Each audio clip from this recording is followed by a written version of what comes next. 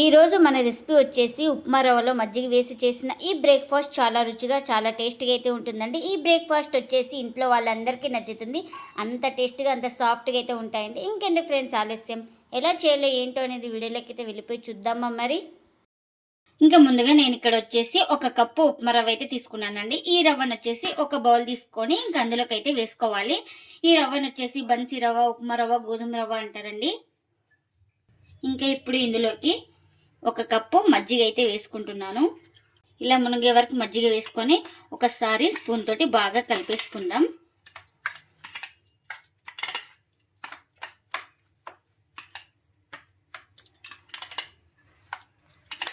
ఇంకా ఇలా మొత్తం బాగా కలిపేసుకొని ఇంకా ప్లేట్ అయితే పెట్టేసుకొని ఒక 10 నిమిషాల పాటు పక్కన పెట్టేసుకుంటే మనకు రవ్వ అనేది బాగా నానుతుంది. ఇంకా స్టవ్ అయితే ఆన్ చేసుకొని ఒక కడాయి పెట్టుకొని అందులోకి ఆయిల్ అయితే వేసుకున్నానండి. ఒక 3 స్పూన్ల దాకా ఆయిల్ కూడా హీట్ అయింది మనకు. ఇప్పుడు ఇందులోకి పచ్చి శనగపప్పు అయితే 1 స్పూన్ దాకా వేసుకుంటున్నాను. అలాగే మినప్పప్పు, ఇంకా ఇందులోకి ఒక 10 వెల్లుల్లి రెబ్బలు పొట్టుతో సహా వేసుకోవాలి. ఇంకా ఇవన్నీ ఒకసారి వేసుకొని ఇలా బాగా కలిపేసుకుందాం. ఈ పప్పులన్నీ బాగా వేగిపోవాలి మనకు, శనగపప్పు అలాగే మినప్పప్పు కూడా. ఇంకా ఇవి కాస్త వేగిన తర్వాత ఇందులోకి 1 స్పూన్ దాకా జీలకర్ర, అలాగే చిన్నగా కట్ చేసి పెట్టుకున్న ఈ టమోటాలను కూడా వేసుకుంటున్నా. అలాగే కాస్త చింతపండును కూడా వేసుకుంటున్నాను. ఇంకా ఇవన్నీ వేసుకొని ఇలా ఒకసారి బాగా కలిపేసుకోవాలి. ఇలా మొత్తం బాగా కలిపేసుకొని ఇంకా మనం మూత అయితే పెట్టేసుకొని సాఫ్ట్గా ఉడికే వరకు అయితే ఉడికించుకోవాలి. ఇంకా మనకు ఇలా టమాటో స్కిన్ సపరేట్ అయ్యే వరకు అయితే ఉడికించుకున్నాను. ఇప్పుడు ఇందులోకి రుచికి తగినంత సాల్ట్, అలాగే కారం కూడా వేసుకుంటున్నాను. మనకు టేస్ట్కి తగినంత కారం కూడా వేసుకోవాలి. ఈ రెండు వేసేసుకొని ఒకసారి ఇలా మొత్తం బాగా కలిపేసుకొని ఇంకా స్టవ్ అయితే ఆఫ్ చేసుకోవడమే. ఇంకా పూర్తిగా చల్లారిన తర్వాత అయితే గ్రైండ్ చేసుకోవాలి. కారం వేసుకున్నాక మనకు ఏం ఉడికించే అవసరం అయితే లేదు. ఆ వేడికే మనకు కారం అనేది పచ్చివాసన అయితే పోతుంది. చల్లారిన తర్వాత అయితే మిక్సీ జార్ అయితే తీసుకొని ఇప్పుడు ఈ టమోటాను అయితే వేసుకుంటున్నాను. ఫస్ట్ ముందుగానే మగ్గించుకున్నాం కదా, మొత్తం ఇలా వేసుకోవాలి. ఇంకా ఇప్పుడు ఇందులోకి చిన్నగా కట్ చేసుకున్న కొత్తిమీరను కూడా వేసుకుంటున్నానండి. ఈ కొత్తిమీర కాడలతో సహా వేసుకుంటే మనకు చట్నీ అనేది చాలా టేస్టీగా అయితే ఉంటుంది. ఇంకా ఇప్పుడు మూత పెట్టేసుకొని బరకగా గ్రైండ్ చేసుకోవాలి. ఇంకా గ్రైండ్ చేసుకున్న చట్నీని ఒక బౌల్ తీసుకొని ఇంకా అందులోకి అయితే వేసుకుంటున్నానండి. ఇంకా దీనికి మీరు ఇష్టం ఉంటే పోపు కూడా పెట్టేసుకోవచ్చండి. నేనైతే కాస్త ఆయిల్ అయితే వేసుకొని పోపు అయితే పెట్టేసుకున్నాను. మనకు టమోటా చట్నీ అయితే రెడీ అయిపోయింది. ఇంకా ఇప్పుడు ఒక 10 నిమిషాల తర్వాత అయితే చూపిస్తున్నాను చూడండి. మీకు మనకు రవ్వ బాగా నానింది. మనకు మజ్జిగ కూడా బాగా అబ్జర్వ్ అయితే చేసుకుంది కదా.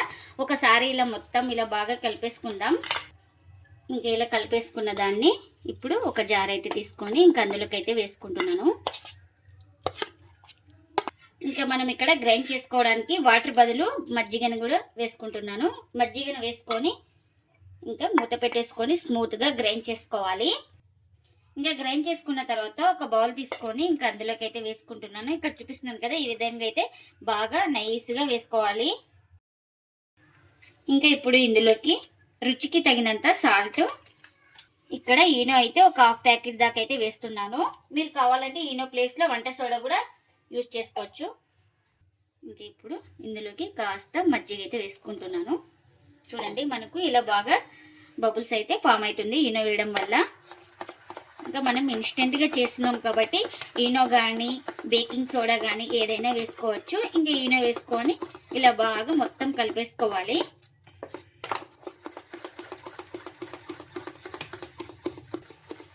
ఇంకా మనం ఇక్కడ ఎక్కడ వాటర్ అనేది యాడ్ చేయలేదండి. అంతా మజ్జిగతోనే వేసుకున్నాం. మనం నానపెట్టడం కానీ గ్రైండ్ చేసుకున్నప్పుడు కానీ తక్కువ వచ్చినప్పుడు కానీ అన్ని మజ్జిగనే వేసుకోవాలి. చాలా టేస్ట్గా అయితే ఉంటుందండి. మనకు దోశ బ్యాటర్ ఎలా ఉంటుందో సేమ్ అలా వచ్చే వరకు అయితే మజ్జిగ వేసుకొని ఏమైనా తక్కువ అనిపిస్తే మజ్జిగ వేసుకొని బాగా ఇలా కలిపేసుకోవాలి. ఇప్పుడైతే ఇంకా మనకు బ్యాటర్ అయితే రెడీ అయిపోయింది కదా. ఇంకా పెన్నం కూడా పెట్టేసుకున్నానండి. పెన్నం కూడా మనకు హీట్ అయితే అయ్యింది. ఇంకా మనం దోశ వేసే ముందు అయితే ఒకసారి మొత్తం ఇలా బాగా కలిపేసుకోవాలి. మనం ఇప్పుడు దోశ అయితే వేసుకోవాలి.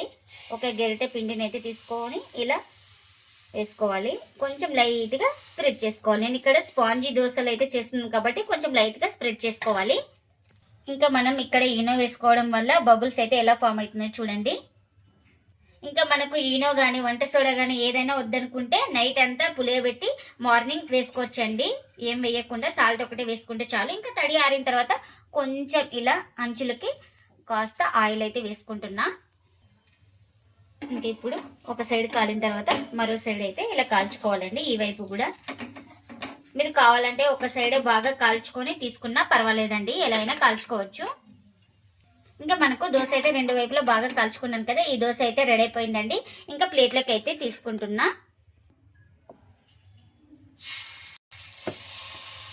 ఇంకా మళ్ళీ అయితే వేస్తున్నాను. ఇలా లైట్గా స్ప్రెడ్ చేసుకోవాలి.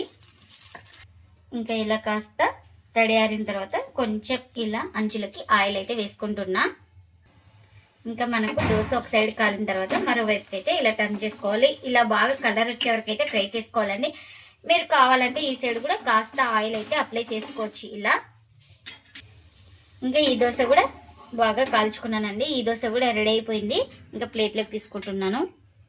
ఇంకా మనం ఇప్పుడు స్పాంజీ దోశలు అయితే వేసుకున్నాం కదా, ఇప్పుడు కాస్త పెద్దగా కూడా వేసుకుంటున్నాను నేను ఇక్కడ. మీరు కావాలంటే అన్నీ అలానే వేసుకోవచ్చు. ఇలా పిండి వేసుకొని ఒక 2 గరిటెల పిండి వేసుకొని ఇలా మొత్తం పెన్నం ఎంత ఉంటే ఇంకా అంత అయితే స్ప్రెడ్ చేసుకుంటున్నాను నేను ఇక్కడ. చాలా టేస్టీగా అయితే ఉంటాయండి ఇలా కూడా వేసుకున్నా మనకు. ఇంకా ఇలా తడియారిన తర్వాత ఇలా ఆయిల్ అయితే వేసుకోవాలి, ఒక స్పూన్ దాకా. మీరు ఆయిల్ ప్లేస్లో బటర్ కానీ గీ కానీ ఏదైనా వేసుకోవచ్చండి, చాలా టేస్టీగా అయితే ఉంటుందండి. దోశలు అయితే మనకు ఆయిల్ లేకున్నా కూడా చాలా బాగుంటాయి. ఇంకా ఇలా బాగా ఒక సైడ్ కాలిన తర్వాత ఇంకొక వైపుకి అయితే ఇలా టర్న్ చేసుకుంటున్నాను అండి. ఈ వైపు కూడా బాగా కాల్చుకోవాలి మనం దోశ అనేది. ఇంకా ఈ దోశ అయితే రెండు వైపులో బాగా కాల్చుకున్నానండి. ఇంకా ఇది కూడా రెడీ అయిపోయింది. ఇంకా దీన్ని కూడా ప్లేట్లోకి అయితే తీసుకుంటున్నా. ఇంకా అన్నీ ఇలానే చేసుకోవాలి. ఎంతో హెల్దీగా టేస్టీగా ఉండే ఉప్మా రవ్వ మజ్జిగతో దోశలు అయితే రెడీ అయిపోయినాయండి. ఎప్పుడు ఒకే రకం కాకుండా ఇలా ఉప్మా రవ్వ మజ్జిగ వేసి చేసుకోండి, చాలా టేస్టీగా అయితే ఉంటాయండి. అంత సాఫ్ట్గా అయితే ఉంటాయండి దోశలు అయితే మనకు. ఇంట్లో వాళ్ళందరికీ నచ్చుతాయి, పిల్లలకు కానీ ఎవరికి కానీ చాలా టేస్టీగా అయితే ఉంటాయండి. ఇంకా ఇందులోకి టమాటో చట్నీ అయితే చేసుకున్నాం కదా, ఆ టమాటో చట్నీ కూడా సర్వ్ చేస్తున్నా. చూడండి, స్పాంజీ దోశలు అయితే ఒక్కరోజు అంతా పెట్టినా కూడా చాలా సాఫ్ట్గా అంటే చాలా సాఫ్ట్గా ఉంటాయండి మనకు. చాలా టేస్టీగా అయితే ఉంటాయి.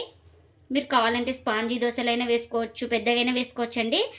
ఇంకా మీరు కూడా తప్పకుండా ఒకసారి ఇలా ట్రై చేసి మీకు ఎలా వచ్చిందో కామెంట్ అయితే చేయండి ఫ్రెండ్స్. ఇదండి ఇవాల్టి వ్లాగ్. ఈ వీడియో కనుక నచ్చితే ప్లీజ్ లైక్ చేయండి, షేర్ చేయండి, కామెంట్ చేయండి. అలాగే లైక్ చేసి సపోర్ట్ చేయండి friends. Thanks for watching. Bye bye.